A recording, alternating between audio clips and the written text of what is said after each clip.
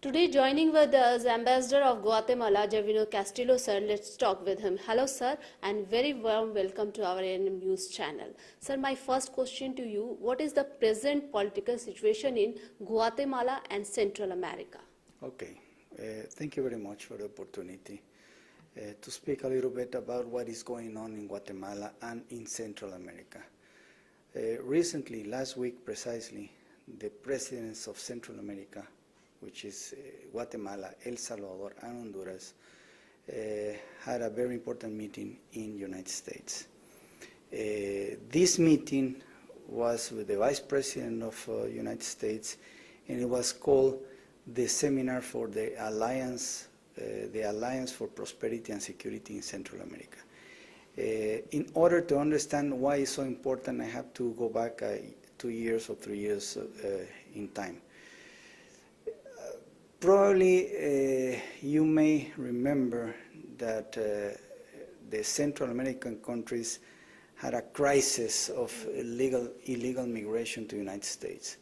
At that time, small children, unaccompanied children, made a trip to the United States, and it was a crisis. So the presidents of the Northern Triangle of Central America decided to speak with the authorities at that time, President Obama, in order to come up with some plan to help our countries to promote prosperity and security. Two of the reasons why the Central Americans migrate to the United States, in the case of Guatemala, is because of the lack of opportunities. In the case of Honduras and El Salvador, because of the violence and insecurity situation. So they work out a plan which is called Alliance for the Prosperity and Security in Guatemala. And they decided, the United States decided to give 2 years ago, 750 millions of US in aid. And this year, the Trump presidency will be giving 450 millions in total. So these quantities of money will be going to each of our countries in order to promote the development and the security to cope the illegal migration to the United States.